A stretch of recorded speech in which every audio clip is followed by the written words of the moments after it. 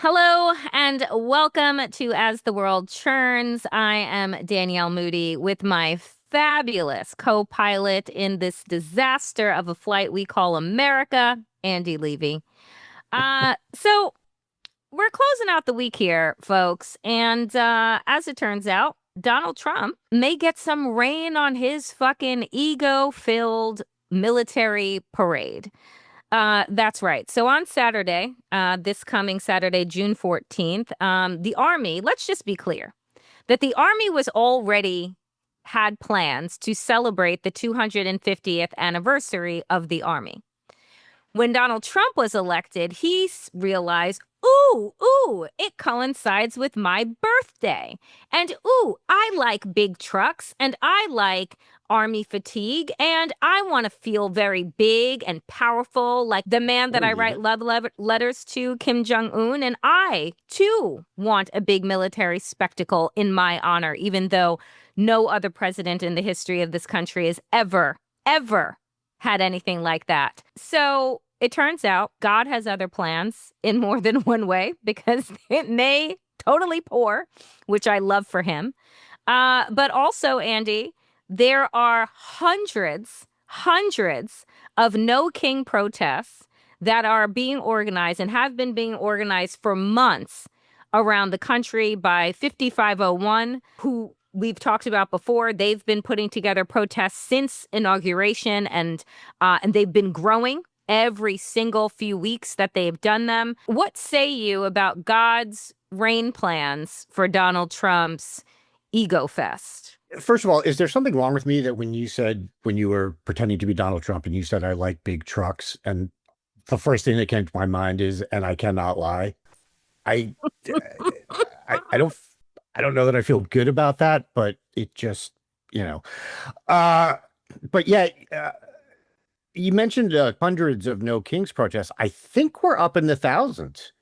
I love the spread. Um, I think it might even be over 2,000. I think that was the number I saw earlier today, that they were up over 2,000, which includes protests in other countries, by the way, which is just amazing. Look, a big shout out to 5501 and to all the other organizations that are participating in putting on these protests. This feels like it's going to be a huge deal. And it feels like it's really going to send a message that there are a lot of Americans who are not on board with what the leadership of this country has been doing. And I think that's important. And, I've said this before, I'm not a protest guy in the sense of like going to protests. It's just not my thing, but nothing but respect for the people who do, except for the ones doing the drum circles. I have major issues with those people. But seriously, major props to those people, to the people who show up and show out and walk the line and all of that. And I really do think that holding it on the same exact day that Trump is doing his garbage parade in DC that is costing taxpayers a ton of money is probably going to ruin a bunch of the roads in our nation's capital because they weren't made to handle heavy Thanks. tanks. Yeah. And just the idea that this country has to do something that is a hallmark of authoritarian states, which is the big hmm old military parade with, dear leader waving and smiling, is grotesque. And look, I'm an Army veteran. Happy birthday, Army.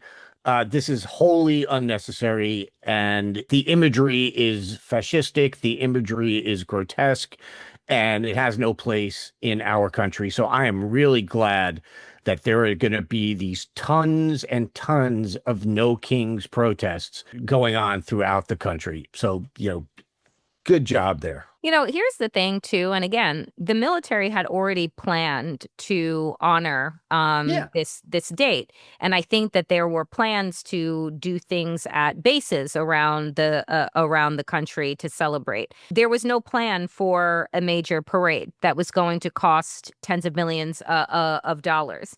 And when you talk about like the fact that these tanks, and there have been videos of them and pictures of them rolling across the bridges and the streets of Washington, D.C., and that they are probably going to ruin the streets of Washington, D.C. I think about the fact that in Donald Trump's first administration, we waited every single day for 4 years for an infrastructure bill.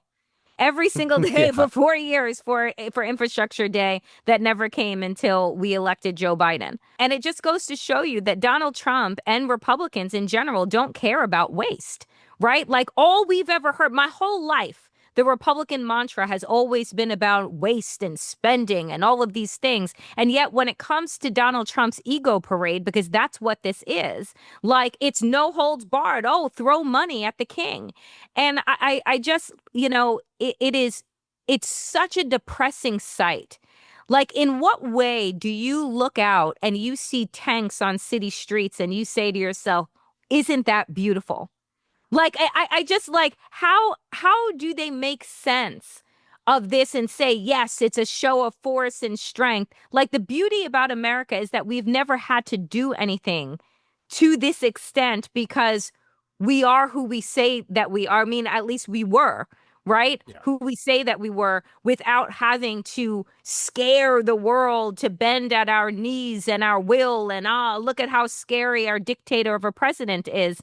That's never been who America is. And I'm just like, how do they justify this? How do Republicans justify this? And look, they've justified the fact that, those that are fighting and marching in the streets for immigrant rights and for liberty and justice, those are insurrectionists. But those that defecate in the halls of Congress on January 6th and flew flags that said Trump on them and not American flags, like those were patriots. So I know they can justify a lot, but this is like, I mean, every day is just a step over a cliff. There have been multiple reports now from various outlets that a bunch of senior Republican leaders in the Senate, in the House, et cetera, are getting the hell out of town this weekend rather than be there for this monstrosity. And I find that very, very interesting that a lot of them are also the same people who voted for the cost-cutting big, beautiful bill and all that stuff that is supposedly going to save us money. I'm glad to see Republicans running and hiding, obviously, but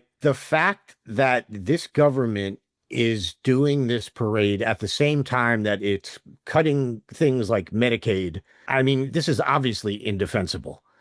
And it's a question of, can the Republicans run but not hide, or can they hide? And I'm hoping that it's the former, that they can get out of town all they want and pretend that this parade and the costs that it's going to incur and that it has incurred have nothing to do with them. But the fact of the matter is it has everything to do with them. Mm-hmm. And this is their guy. This is their party.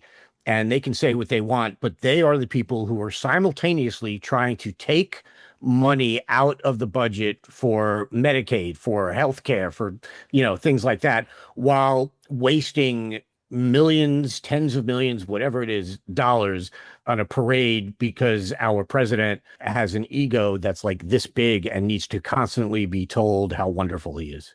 The ego is this big. The hands are this big. See, my thing is always, I think the more you have to be, like, to me, his ego is this big. Like, people will look at Trump and say, oh, his ego's huge. He thinks everything's about him. I said, nah, his ego is this big. That's why he has to constantly think that everything is about him and be told that everything is about him. People who have big egos, I find to be generally are the more secure people, because they're just like, I know what I am, say what you want, do what you want. So anyway. Interesting just spin, Andy. It's my little psychological spin on I the like whole it. thing. Yeah.